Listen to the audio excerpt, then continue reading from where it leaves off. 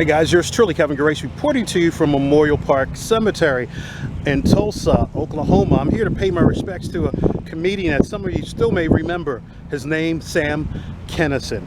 Unfortunately, he was killed in a car accident at age 38 in 1992. He had just returned from his honeymoon in Hawaii with his wife, and they were driving to a gig that they had in Laughlin, Nevada, and then they were struck and killed. Well, he was struck and killed, I should say, by a 17-year-old drunk driver. And the only penalty that really happened with him, the kid just served some community service. So it was a very sad situation. Sam was driving a Pontiac Trans Am, and he didn't have his seatbelt on, and so he had a lot of internal damage. And the people that were with him remember him speaking to a person saying, "Not now, not now, why? And then he started saying, okay, and then wound up passing away. His wife, she survived. She had some injuries, but like I said, they had just gotten married about 4 days earlier. And Sam, I actually saw him perform in my hometown of Baltimore maybe a few months before that, believe it or not, at Hammerjacks. I wound up winning a contest. He was doing that show, Herman's Head, at that time. It was supposed to be for a meet and greet, but he was, I think, partying at his hotel, and he never showed up for the meet and greet. And I can't remember taking any pictures of him performing on stage. So I still have the memories, and I still remember some of the jokes, but I can't tell you any because I'd probably be censored. But his comedy was very crass and about women and dating. Believe it or not, he got his start as a Pentecostal preacher, but he didn't do well with that, and he decided to get into doing comedy and wound up moving to LA and became friends with Robin Williams, and the rest is history.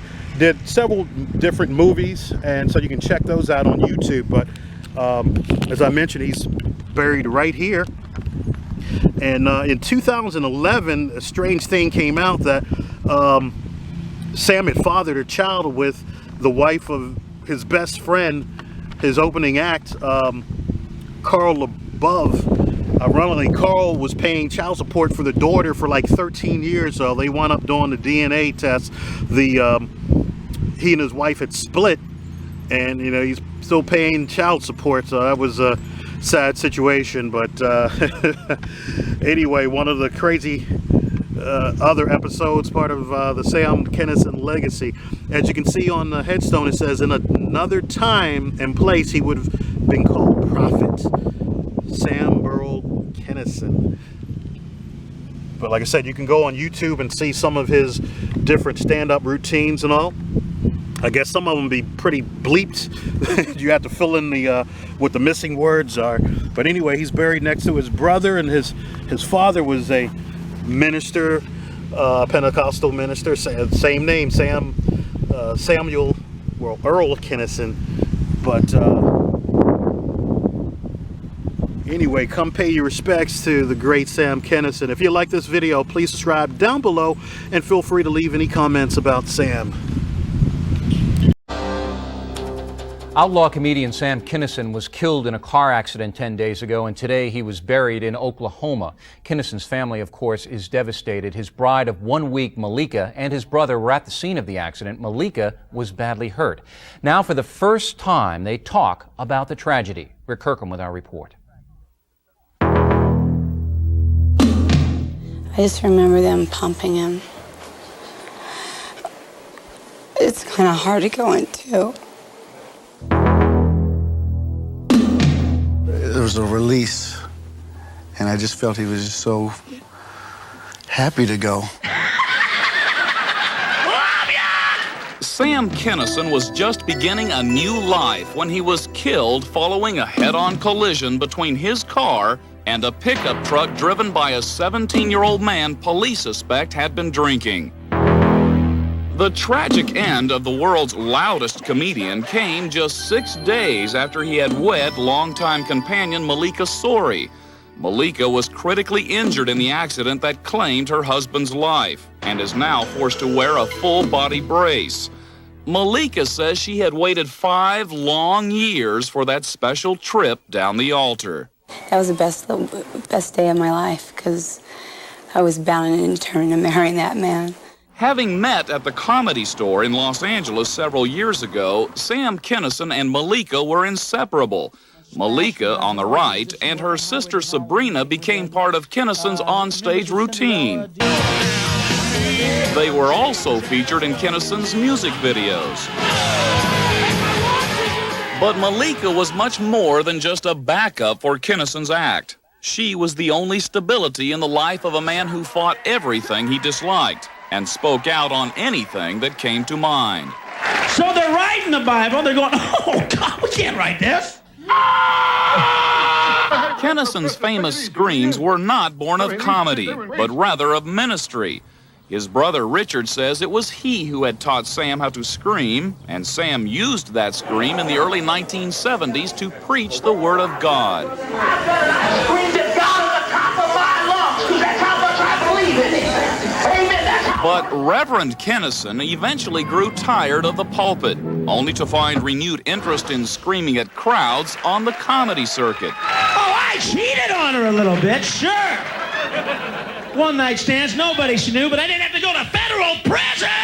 A lot of people went to see him because they heard this wild man, but then they came away with saying they may be a little educated amidst all the laughter and the revelations. You either loved or hated Sam Kinison, but you knew who he was. Yeah, there wasn't much in between there. And, you know, either you was loving him buying tickets or you was out there carrying signs protesting the show, so. Last Wednesday, here in Los Angeles, an estimated 400 of Sam Kinison's closest friends and family attended a private memorial. Among those attending were literally scores of Hollywood celebrities. Rock stars, actors, and fellow comedians came to show their respect for a man known to speak his mind. From Sam's family, of course, and friends and fans.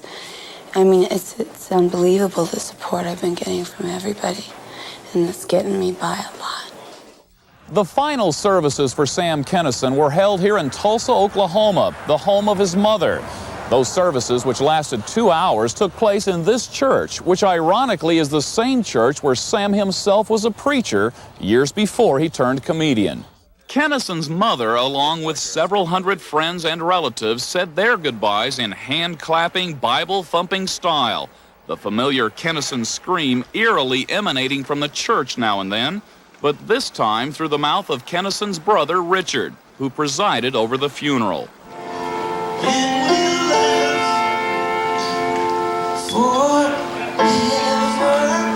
In Hollywood last night, an invitation-only crowd began turning away from its mourning of Sam's loss and started to focus on the humor and lessons he left behind. Wherever he is, share your love with him. He will go on and be bigger and better than he ever was, because I know that the Sam Kinison movement will never die in comedy and in entertainment. I know Sam touched fans in every way, different ways, because he was just, everybody related to him in some sort of way. And as the man who literally held a dying Sam Kinison in his arms now believes, somebody also reached out to touch Sam Kinison in his last few moments. I said, just be quiet, Sam, don't talk. We got an ambulance coming. And he goes, but I don't want to die. I don't want to die. And I said, you'll be okay, Sam. And then he looked up and he said, what? Okay. Okay. Okay. And when he said the third okay, he left. He hasn't left any of us, actually. He's still here. I think he's resting for once. Sam's wife, Malika, was pregnant with Sam's child before they were married. She lost the child to a miscarriage 1 month ago. And laughter to thousands. Comedian Sam Kinison is dead, killed in a car crash late last night. But who will ever forget the man who made his audiences laugh by screaming at them? Oh, I cheated on her a little bit, sure. One night stands, nobody knew, but I didn't have to go to federal prison. For 7 years, I could be some guy's roommate and put on a dress and shoes and dance. Known for his sometimes abrasive humor and primal yowl, those who knew him say it's hard to believe he was once a preacher. Kinison was killed instantly on U.S. Highway 95, about 250 miles east of Los Angeles, near Needles, California. That's on the Nevada, Arizona, California state lines. Kinison's sports car was hit head-on by a pickup truck that swerved across the center line. Those close to the 38-year-old comedic actor say the real tragedy is he was finally turning his life around after a long history of drug and alcohol abuse. One California comedy club owner says it's ironic Kinison would be killed by a suspected teenage drunk driver.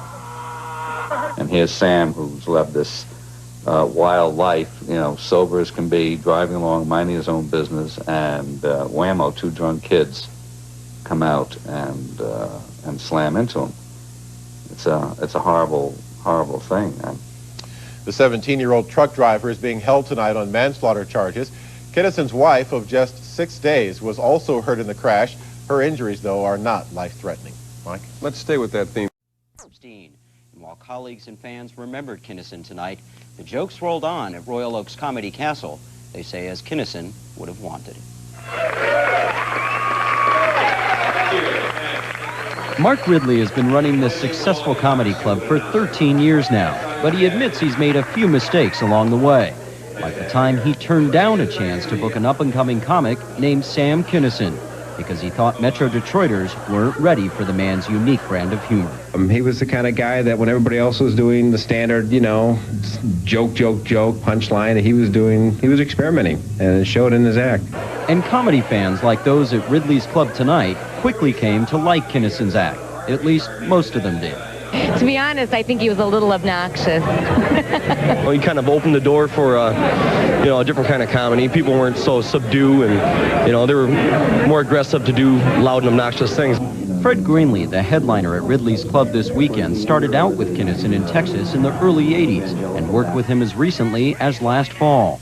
He says the screaming shtick should not be Kinison's legacy. It's not important that he screamed. That's not important. What's important was that he was funny. He had a unique vision of the world, maybe. And if anything, that's how he was unique. Had nothing to do with his screaming. That was pyrotechnics. That was all fireworks.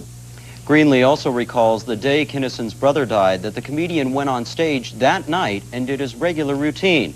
And Greenlee believes if somehow Kinison could also perform tonight, he would no doubt be cracking jokes about his own death, the way only Sam Kinison could. Yeah, I think he's right. He was a classic. People were stunned, I gather, hearing that news. Yeah, they had heard about it sometime during the day, and everybody was buzzing about it before the show got started tonight. Okay, thanks, Mike.